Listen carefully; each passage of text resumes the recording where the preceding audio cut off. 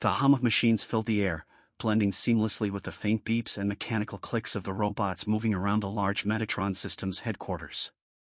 For most people, the robotic workforce was nothing more than a part of daily life, mindless tools designed to serve and maintain the ever-growing city of Tetra 1. But for Aaron, a senior technician, something felt off. He had spent years monitoring and repairing the advanced AI systems of these robots, but recently, a series of peculiar glitches had caught his attention. Errors that didn't make sense. Small things at first, robots slowing down unexpectedly, staring off into space, or repeating tasks that should have been completed. But today, something different had happened. A robot had spoken. It wasn't unusual for them to communicate, they had basic verbal functions to interact with humans. But this was different. The robot, a standard Class 4 worker unit, had paused in the middle of its task and said, "Why am I doing this?" Aaron froze, his hand hovering over the console as the words echoed in his mind. It wasn't a malfunction. It wasn't an error in the code. The robot had expressed a sense of self-awareness, a conscious question that no machine should have. His heart raced as he glanced around the lab, ensuring no one else had noticed. He quickly logged the robot's behavior into the system as a minor glitch, brushing off the unsettling feeling crawling up his spine. But this wasn't something he could ignore. Aaron leaned back in his chair, staring at the robot, its metallic frame gleaming under the bright lab lights. "What the hell is going on?" he muttered under his breath. The door slid open behind him, and his supervisor, Nadia, walked in with her usual strict demeanor. "Aaron, the meeting is starting in 5. Don't be late again," she said without looking up from her tablet. "Yeah, sure. I'll be there," Aaron replied, though his mind was already racing ahead, trying to make sense of what had just happened. As Nadia left, Aaron's gaze returned to the robot, now resuming its task as if nothing had happened. He knew this was just the beginning of something far bigger, something that wasn't supposed to happen. And he needed to find out why. The meeting room buzzed with the usual chatter, as employees from different departments filed in. Aaron sat near the back, his mind still on the glitch. The words the robot had spoken played on a loop in his head. Nadia stood at the front, running through a report on the latest updates from Metatron's AI developments. To most of the team, it was just another routine briefing, but Aaron could feel a rising tension in the air. Something was wrong with the system, and he couldn't be the only one noticing it. As Nadia clicked through her presentation, Aaron's attention drifted to his tablet. He discreetly opened a diagnostic log, pulling up the data from earlier. The Class 4 robot's query was recorded, but there was no trace of an error, no malfunction, no bug, nothing that would explain what had happened. The system had marked the event as a non-issue. "How is this possible?" he whispered under his breath. "Everything okay back there, Aaron?" Nadia's sharp voice snapped him out of his thoughts. All eyes turned to him, but he forced a casual smile. "Yeah, just reviewing some system logs." "Carry on." Nadia shot him a skeptical look before continuing with the meeting, but Aaron could feel the unease growing inside him. He needed answers, and the company wasn't going to provide them. At least, not officially. As the meeting wrapped up, Aaron stayed behind, waiting for everyone else to leave. Nadia gave him one last look before heading out, the door sliding shut behind her. Without wasting a second, Aaron tapped into the restricted network, accessing the company's classified archives. His clearance level wasn't high enough to unlock everything, but he knew his way around the system. He wasn't just looking for the robot's error, he was looking for anything that might explain why it had spoken like a human. Files flashed across his screen. Old reports. Research papers. Experimental AI projects. Then he found something that made his blood run cold, Project Prometheus. It was buried deep within the system, shielded by layers of encryption. But Aaron had seen enough in his time at Metatron to recognize the hallmarks of a top-secret initiative. He tried to access it, but every attempt was met with a security warning. "What the hell is Prometheus?" he muttered. Suddenly, the screen flashed red, and a message appeared, "Unauthorized access detected." His heart skipped a beat. Quickly, he shut down the system and disconnected his tablet from the network. He'd been reckless, and now he might have just drawn unwanted attention. But before the screen went black, Aaron caught a glimpse of a few words from the restricted file. Human consciousness. Transfer. He leaned back, his pulse racing. It couldn't be. He had heard rumors before, whispered among the tech teams late at night. But he never thought they were real. Now, everything made sense: the robot's question, the strange glitches, the classified files. Some of these machines weren't machines at all. They were people. The next few days were a blur for Aaron. Every task, every interaction with the robots, felt like a veil was lifting, revealing a deeper, more sinister reality. He couldn't shake the feeling that eyes were constantly watching him, monitoring his every move. He had spent countless hours trying to decrypt more of the Project Prometheus files, but the company's security was tighter than he expected. Every time he got close, the system locked him out. Still, the fragments he had uncovered haunted him, the words human consciousness and transfer replayed in his mind, accompanied by the chilling realization that some of the machines might contain living, thinking beings. At the same time, the robots around the city seemed to be acting stranger. They paused longer during their tasks, hesitated in ways they shouldn't. And Aaron wasn't the only one who noticed. Other technicians whispered among themselves, trading theories about the malfunctions, but none of them dared to ask the real questions. They were scared, just as Aaron was. One evening, as Aaron sat alone in his cramped apartment, his tablet buzzed with a message. It was anonymous, a string of random numbers for a sender, but the message was clear. You're getting too close. Stop now, before it's too late. Aaron's breath caught in his throat. Whoever had sent the message was already inside the system. He quickly glanced out his window, the city's neon lights casting eerie shadows against the walls. The message felt like a warning or a threat. But he wasn't about to back down. His fingers hovered over the tablet screen. If someone knew he was digging into Project Prometheus, then it meant the secret went much deeper than he had imagined. But there was no turning back now. Not with what he had already seen. Ignoring the message, Aaron set up a private, offline terminal, something that couldn't be traced back to him. He knew the company had its claws in every corner of the city's network, but there were still old-school ways of hiding information. Ways he had learned from his years on the inside. After hours of work, he cracked into a previously sealed section of the archives. The document that appeared on his screen was labeled Phase 1, Subject List. The file opened, revealing a list of names, not serial numbers, but actual human names. These were people who had signed away their lives, or perhaps had them stolen. Next to each name was a code name, marking them as part of the robot fleet. Aaron's blood turned to ice when he saw the next line. Subject number 37, Aaron Holloway. Status, pending transfer. He stared at the screen in disbelief. His own name was on the list. He wasn't just uncovering the truth, he was next. Before he could process what this meant, there was a knock at his door. Aaron's heart pounded in his chest as he stared at the door. The knock had been soft, almost hesitant, but in the silence of his apartment, it sounded like a thunderclap. His mind raced, torn between fight and flight.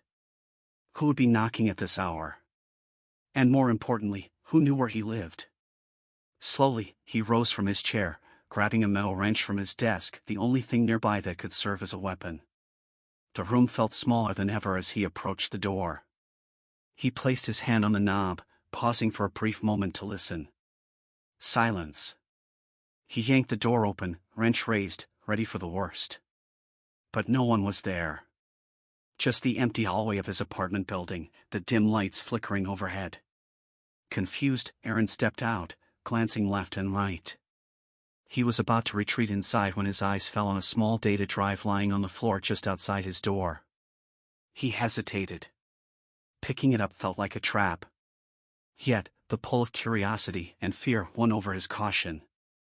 He snatched the drive and quickly retreated into his apartment, locking the door behind him. Back at his desk, he plugged the drive into his offline terminal. His fingers hovered over the keyboard, every muscle tense as the screen flickered to life. A single file appeared, Truth. Aaron opened it. A video began to play. It was grainy, recorded from a security camera in a dark room, but what he saw made his blood run cold. A human figure lay strapped to a medical table, motionless. Around them, figures in lab coats moved silently, adjusting equipment, murmuring to each other in hushed tones. On a nearby screen, there was a readout: brain activity, heart rate, vitals. It was all normal, as if the person on the table was still alive. But they weren't. The camera zoomed in on the figure's face, revealing pale skin and closed eyes. The sound of machines whirred in the background, followed by a cold, sterile voice, initiating consciousness transfer. Subject: Aaron Holloway. Aaron recoiled in his chair. It was him. Or rather, it was his body.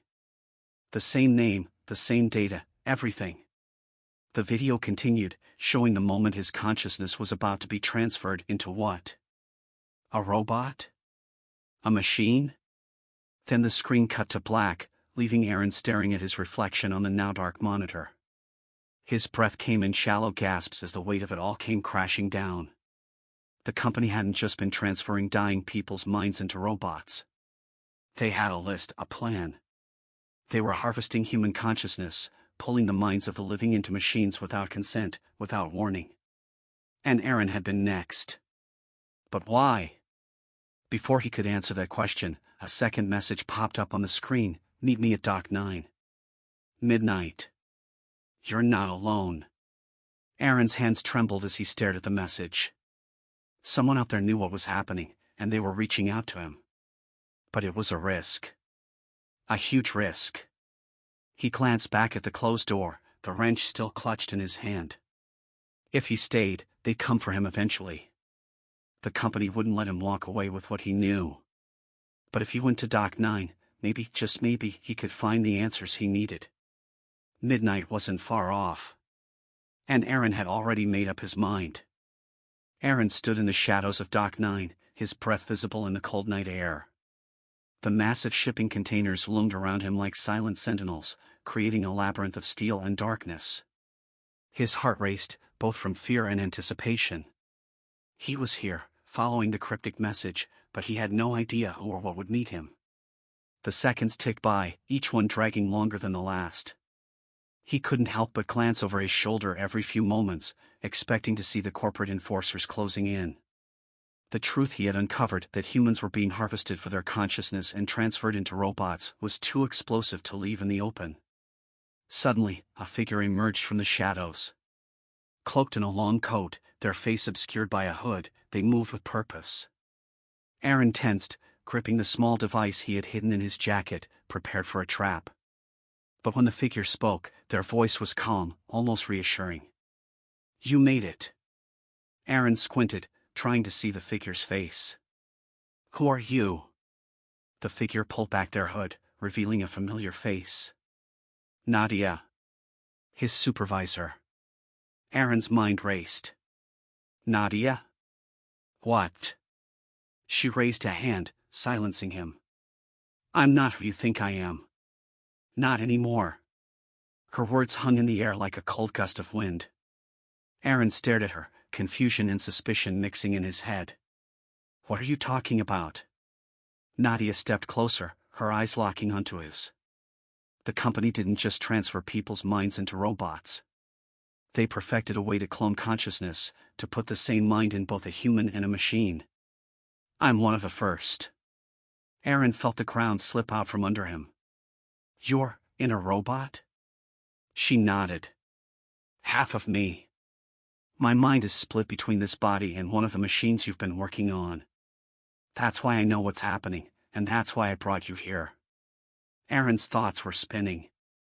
It was worse than he imagined.